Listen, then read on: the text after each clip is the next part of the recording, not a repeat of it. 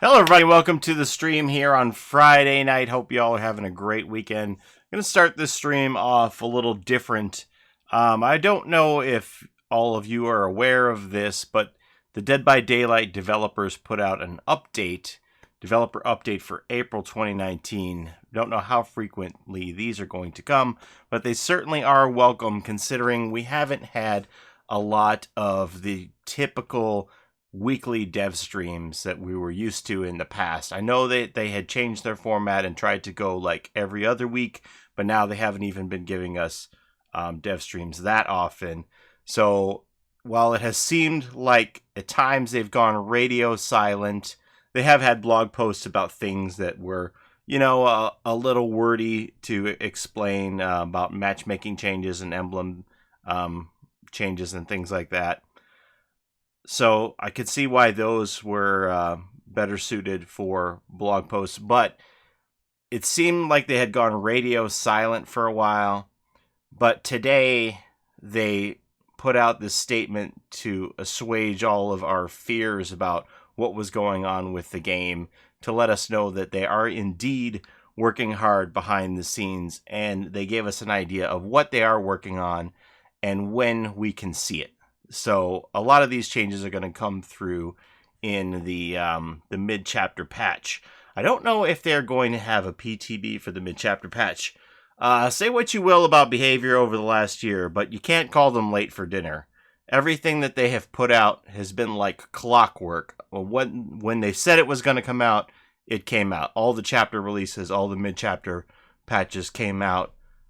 You could tell time by it, basically. They've all come out like clockwork. If they continue with that schedule, if they were to put a PTB on this, I believe it would be like this Tuesday. Because I think 2 weeks from Tuesday would be 6 weeks for a mid-chapter patch. So if they intend to PTB it first, maybe it could be Tuesday. But maybe they don't feel like they need to PTB it at all, and it's just going to come out. No word on that yet. So as I said, we had this developer update April 2019 come through, and I'm just gonna read through some of this together, and because I like to hear your thoughts on this. I'm gonna read through it all, and then I'll address everybody who showed up as we do with a normal stream, and then we'll play games. But I'm just gonna blather on here for who knows how long this takes. So I think I have 5 slides for this. It shouldn't be too bad. So the first thing they wanted to address were the game health issues. This is something that's certainly very important to everyone. I think we can all agree we're seeing disconnects at an alarming rate, shorthanded games at an alarming rate. So they talked about the game health issues. First and foremost, infinite loading screens. This bug prevents players from loading into a game. This occurs when one of the players in the match experiences a game hang. The player's only choice is to force close the game. I had this happen 3 times the other night on stream. Infinite loading screen is a complex case that requires a lot of investigation from our engineers. We already identified part of the issue and pushed some fixes to the live game. However, some cases still remain. To better identify the cause behind the remaining cases, we'll add more debug information in the mid-chapter update. Although we don't have an ETA yet, fixing the infinite loading bug is a top priority for us, which, music to our ears, right? I really, really appreciated this statement that that they let us know that they have identified the issues and that they have plans for them, right? That's what we all want to hear. Games with less than 5 players. Games starting with less than 5 players are currently a common occurrence. This is caused by unexpected situations that prevent players from loading into the game, crashes, player disconnections, infinite loading screens. Starting with the next mid-chapter update, if this situation is detected, players will be returned to the tally screen, keeping their items, add-ons, and offerings. Praise Jesus! And will be notified that the game has been canceled. We will continue to monitor the cases where the games might start with less than 5 players and keep on improving the process. Nobody likes to go in a shorthanded game, especially that they've made emblems harder to get than ever, and you need all of your teammates as survivors to make it. And even as killer, I think the quitter bonus isn't as many emblems as you can get if they were in the game and you hooked them. I could be wrong about that, but nobody likes to play shorthand games on either side. It just doesn't feel fair or right or fun as it could be. So I think this is a great solution. I never saw this coming. Like the fact that they're on this, that they would just go, nope, game canceled. Hopefully we won't have like game canceled after game canceled after game canceled. That becomes a problem. But at least like those times when you put in party streamers and they're lost, things like that, you're going to get it back. I'm all for it.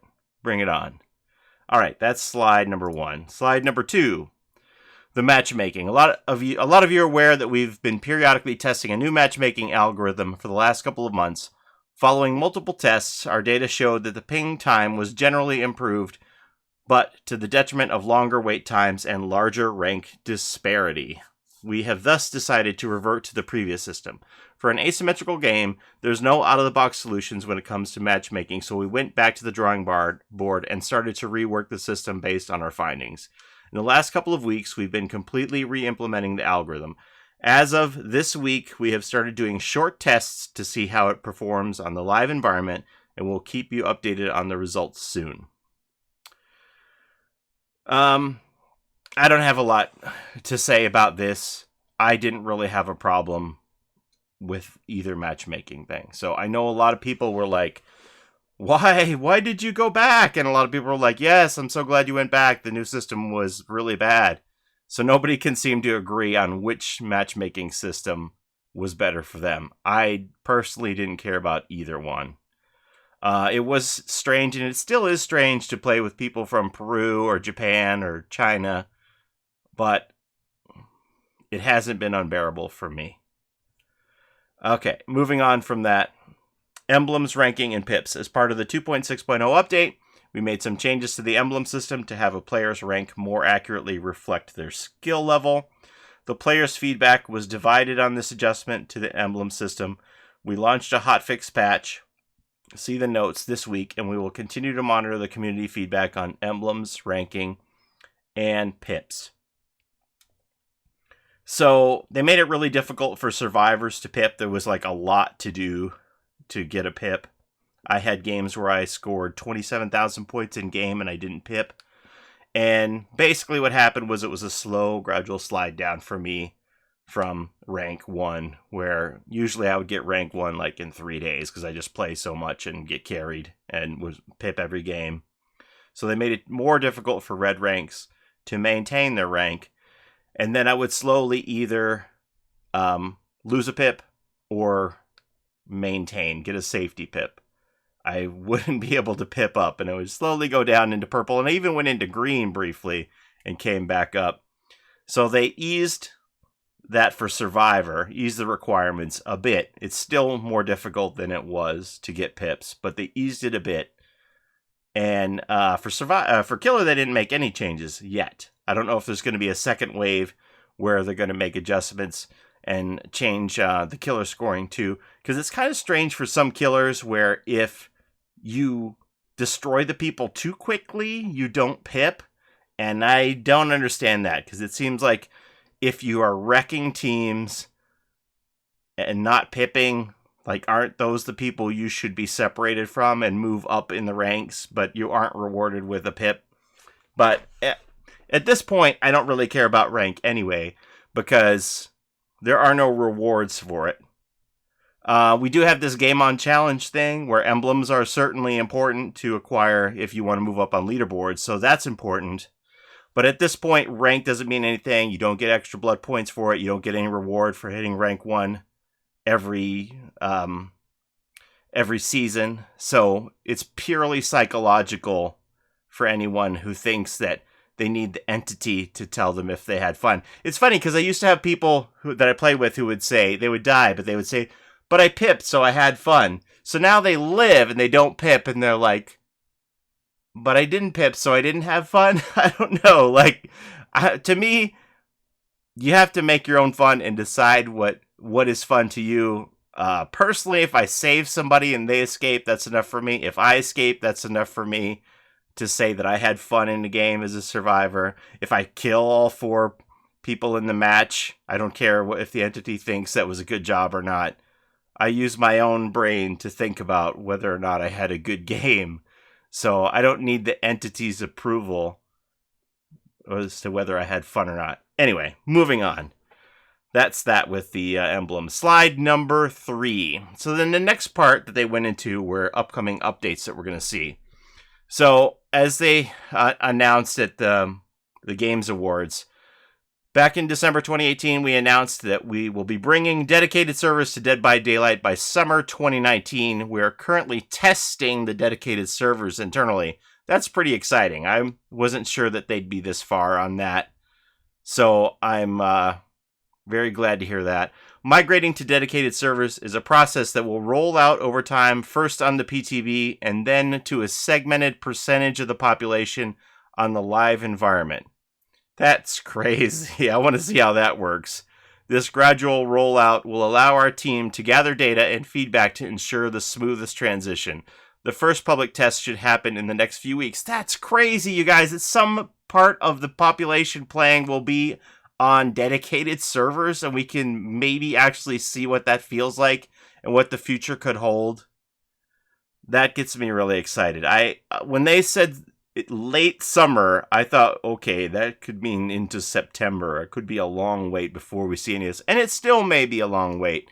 But to hear that they're testing it right now, that gets me super excited, and I hope it does for you as well. And then moving on after that, we have a Legion update. The upcoming mid-chapter patch will include an update to the Legion. This is something the community has been requesting since its release back in December 2018. Stay tuned as we will reveal these changes in a blog post next week. I'm eager to hear what the changes are for Legion. I know there's a lot of despise and hatred out there for the Legion. Nobody really enjoys facing a Legion as a survivor. I'm very interested to see what they have done to tweak this. I do know that this was put at the top of the pile as far as game changes, and I believe it even bumped Freddy back because they felt like Freddy wasn't in as bad a spot as Legion. Legion took priority because so many people were disgruntled over Legion that the Freddy's like, well, Freddy's still viable, so let's focus on Legion right now. So I'm anxious to see what changes they're going to make there. And then we have this end game collapse, which is going to change the way the end game is going to work. The upcoming mid-chapter will feature a major update to the end game. I can't wait to see what this is. The objective of these changes is to make the end game more dynamic and exciting. We will reveal the new end game collapse in a video next week. So we got a blog post for Legion next week and end game collapse next week. What's this going to be? This is going to be more than just closing the hatch. It seems like they have reworked the entire endgame. I heard rumblings about this, that they said they were excited to show us with the ideas that they had for new endgame, and we're going to find out. Personally, I didn't think there was a problem with closing the hatch. I felt like survivors were pretty entitled to feel like after doing 40% of the objective that one of them deserved a hatch at the end of the game, as little as 40% of the objective. And hatch standoffs, I don't think anybody enjoyed that. I watched streamers do hatch standoffs for 45 minutes just because they were stubborn and wanted to prove a point and win it. I never had a problem with anybody closing the hatch. Usually, when I escape through the hatch, it's because I find the hatch first. So if I find the hatch first, okay, I deserve it. That's the way I always felt about it. And I didn't have a problem with it closing it. But I know there were some scoring issues that when the killer closed the hatch, that it would make all the generators activate, and then that would wreck gatekeeper scores. So they scrapped that idea. We'll see what this new thing is next week. Looking forward to that. And finally, the last slide we have here is for the Freddy rework. Like I said, this Freddy rework got bumped down because of the Legion. But I know that a new version of Freddy was play tested a couple of months ago, so I don't think it's that far off. Reading through this, Freddy rework. When we rework a killer, we aim to improve mechanics and powers by changing and adjusting existing concepts. For Freddy, we wanted to change the gameplay while staying true to the license. We realized quickly this is not something we could possibly do easily with our normal rework methods. The Freddy update then became a full gameplay overhaul. The rework is something more complex than we ever did for any killer before. We wanted Freddy changed, but we wanted to do it right, and it would take more time than we anticipated. Based on this knowledge, we decided to focus on global game mechanics or problems that affect a larger part of the community, such as endgame collapse and infinite loading. That being said, we made a lot of progress with the Freddy rework in the last couple of months, and we will be able to give more details next month. So Freddy's a little bit further down the line, it sounds like, but they are working on it. And with the other issues going on, you can understand why Freddy got backburnered. But I think what everybody should focus on here is that nobody wanted to see a sloppy Freddy rework. Like, if they are going to rework Freddy, I think we could all agree that we wanted to see it done right, that we can all go, yes, this is the Freddy that is more enjoyable. We're all going to like it better. And if that takes this long, the end result is what matters most of all, right? Rome wasn't built in a day, so to speak. So that's what we got for your developer update for April. I can't tell you how overjoyed I was to hear this news when I saw yesterday that they put out a mashup video and didn't have a dev stream. I was like, what's going on? I need to know what is happening, that you guys have your fingers on the pulse of what's going on with this game and can give us something to work with here. And we got all that and more. There was way more in this developer update than I could have imagined, and I look forward to seeing all of it. And we won't have to wait long, apparently. In the next week, we're going to get some real meat info about what these changes are going to be.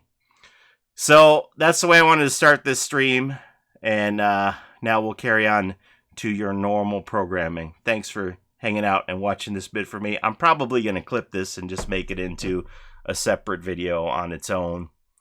But let's carry on with the stream. Thanks for everybody who watched this far. So let's go here.